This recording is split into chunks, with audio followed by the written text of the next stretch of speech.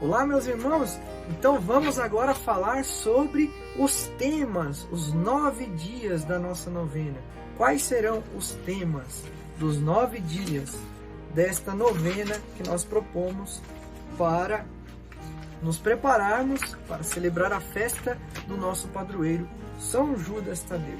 Então, para os 9 dias, nós vamos então trabalhar as seguintes temáticas, tá? No primeiro dia, nós vamos falar sobre os sacramentos da igreja e os sacramentais. Que relação que existe entre os sacramentos e os sacramentais? Eu já dei uma dica aqui do tema do primeiro dia. No segundo dia, nós vamos trabalhar a liturgia das horas.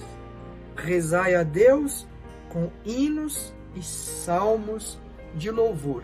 Liturgia das horas, que é a prática litúrgica da oração em diversas horas do dia, que já existe, é o chamado ofício da igreja, rezado sobretudo pelos religiosos, pelos padres, pelos que se dedicam integralmente à vida sacramental da igreja, mas que também os leigos são chamados a participar dessas liturgias,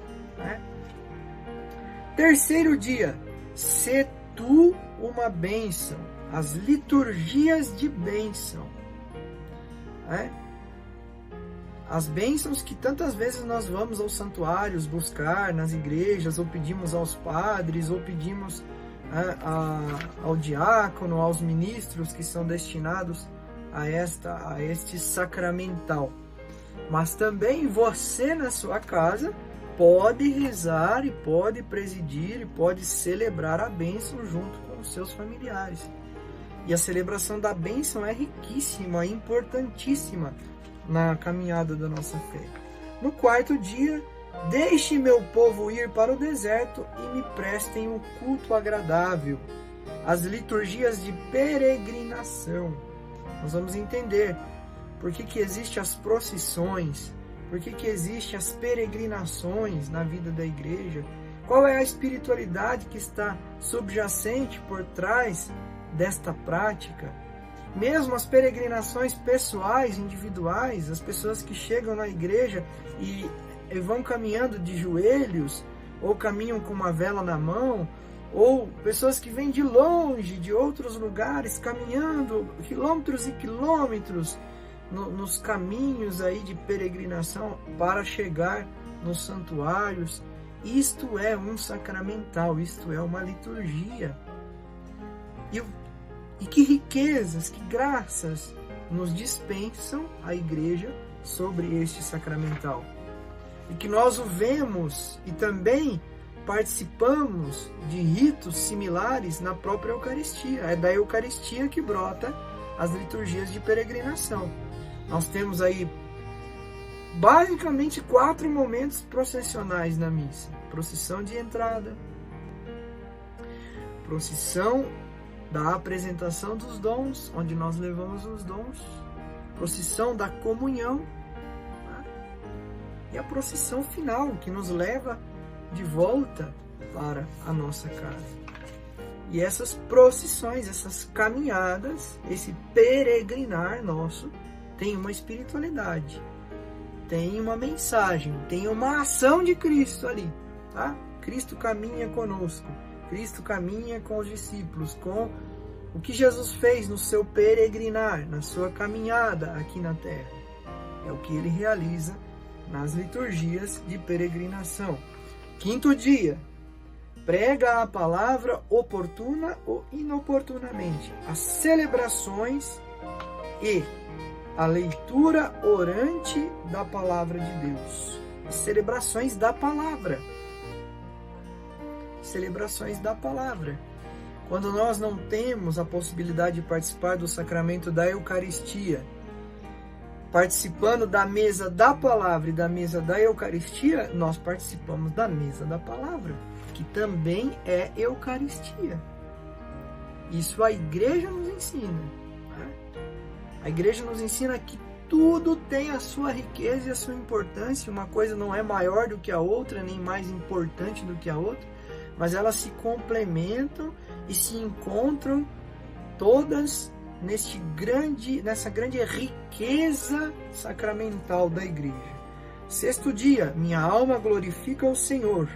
Vamos aqui meditar e pensar e refletir sobre o sacramental da reza do rosário, que também é uma liturgia doméstica, uma liturgia popular, uma liturgia que não só se faz dentro do templo. E aí toda a riqueza que a espiritualidade do terço nos traz, todas as bênçãos e graças, caminhos de conversão, de mudança de vida, de reparação interior, de conhecimento da palavra de Deus, que esse tema nos traz. Sétimo dia, tendo-se completado o dia de Pentecostes, estavam todos reunidos no mesmo lugar. As orações devocionais aos santos, as novenas, trezenas, quaresmas, que nós ouvimos falar por aí, até praticamos.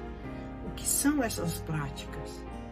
De onde elas nasceram? Eu já falei um pouco da novena, já dei a dica para vocês em relação à novena.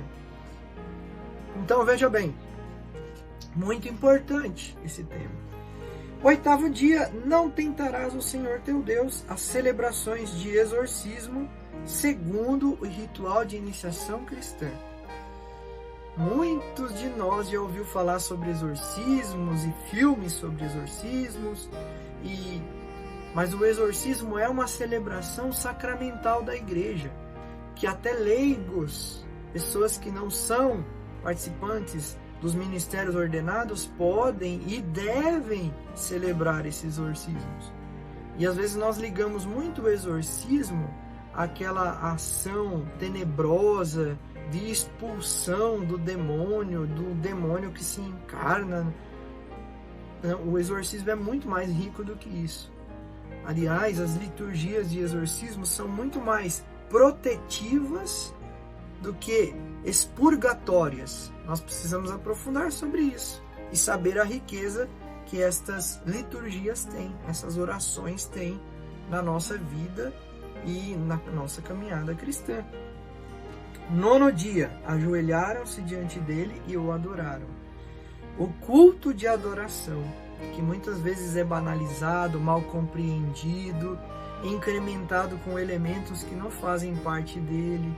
Falta o silêncio, falta a contemplação, falta o devido trato com o sacramento eucarístico, quando ele é reservado para o culto de adoração. Às vezes fazemos isso de uma forma assim, banal, de uma forma um pouco superficial. Existe uma riqueza importante que a igreja nos ensina sobre este, que é um sacramental e que está ligado ao sacramento da Eucaristia, do mistério eucarístico celebrado. Muito bem, próximo vídeo nós vamos falar sobre o rito da novena. Como o rito da novena funciona? Qual é o seu esquema? As partes deste rito e cada parte como ela vai se desenrolar. Até o próximo vídeo.